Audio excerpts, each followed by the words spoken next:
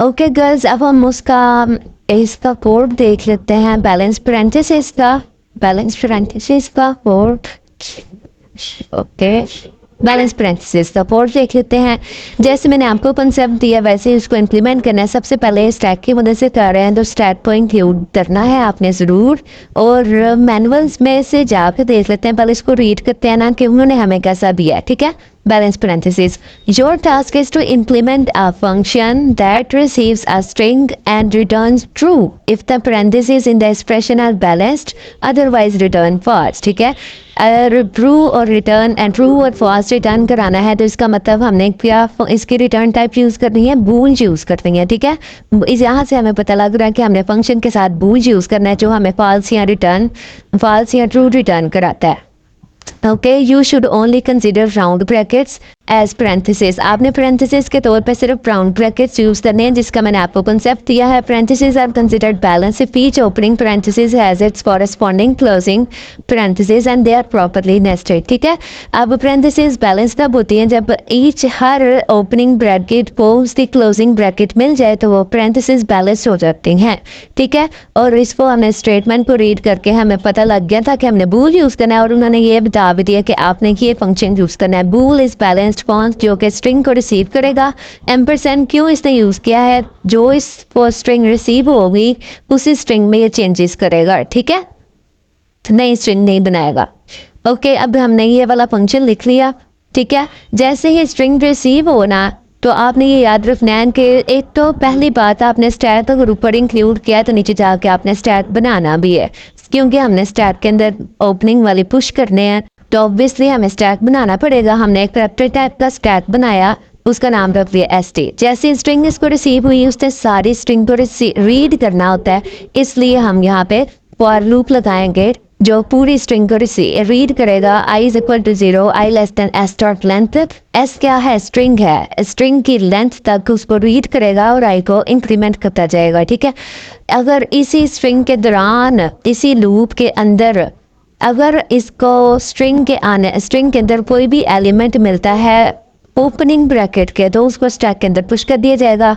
Stack पर push SO5 का क्या मतलब है, स्ट्रिंग का वो वाला एलिमेंट आप स्टैक के अंदर पुश कर दो जो कि है ओपनिंग ब्रैकेट तो आपको पता है सिंपली स्टैक के अंदर पुश हो जाएगी। एल्स इफ इसका हमने रिटर्न फॉल्स और ट्रू रिटर्न कराना है, याद रहे। ठीक है, एल्स इफ अगर स्ट्रिंग को मिल रही है कोई क्लोजिंग ब्रैकेट तो क्लोजिंग ब्रैकेट 2 ऑपरेशंस परफॉर्म करती है।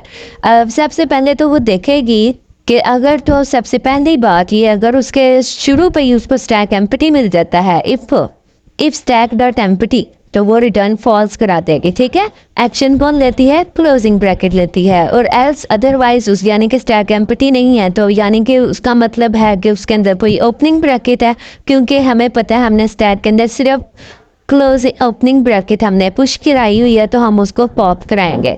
सबसे पहले हम चेक क्लोजिंग आएगा वो चेक करेगा, अगर स्टैक एम्प्टी है तो फॉल्स रिटर्न कर दो, एल्स उसको पॉप करा दो। पॉप क्या हो रहा होगा, इसकी ओपनिंग ब्रैकेट पॉप हो रही होगी। हमें कैसे पता चला ये पॉप हो रही होगी, क्योंकि यहाँ पे हमने पुश ही सिर्फ ओपनिंग ब्रैकेट को करवाया है।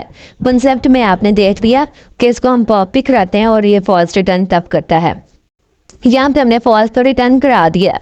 ठीक है, ये फॉल्स की सारी हमने कंडीशन लगा दी। अदरवाइज इसके अलावा जो भी कंडीशन होगी इस लूप से बाहर आके आपने इस लूप से बाहर आके रिटर्न करा देना है। अगर रिटर्न ST डॉट एम्प्टी, अगर हमारा स्टैक अब एम्प्टी है यानी उसके अंदर कोई भी ओपनिंग ब्रैकेट नहीं पड़ी तो इसका मतलब हमारा जो स्टैक है वो एम्प्टी है तो पेरेंथेसिस भी बैलेंस है। ठीक है, true if all opening parenthesis are balanced. ठीक है, मैच्ड हो गई हैं तो वो पेरेंथेसिस बैलेंस है।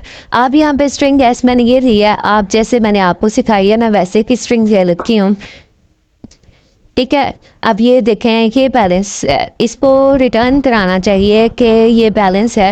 ये देखें ये फंक्शन को कॉल कराया, बूल वाले फंक्शन को आप नॉर्मली जो है ना यूजुअली इसी तरह कॉल करा लेते हैं, इफ़ के अंदर लगा देते हैं, क्योंकि वो रिटर्न करा रहा होता है तो हमने उसको सी आउट में मैसेज भी देना होता है कि आपका मतलब जो भी आपने ऑपरेशन परफॉर्म कराया वो ट्रू है या फॉल्स है। इस तरह हमने फंक्शन को कॉल कराया, उसके अंदर एस ये जो स्ट्रिंग ली थी इसको पास कराया। ठीक है, अब सी आउट करा दिया एस इज बैलेंस्ड।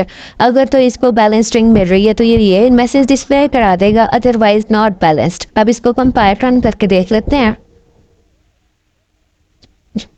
इसका क्या कहा था, ये वाली पैरेंथेसिस बैलेंस है, ठीक है। और एक और एग्जांपल ले लेते हैं, अगर मैं इसको बैलेंस से हटा दूं, ठीक है, अब ये बैलेंस नहीं आना चाहिए। अब हम रन करके देख लेते हैं क्या ये अभी भी बैलेंस रहता है या नहीं। नॉट बैलेंस, ठीक है, नॉट बैलेंस, इसका मतलब हमारा ये बोर्ड बिल्कुल ठीक है।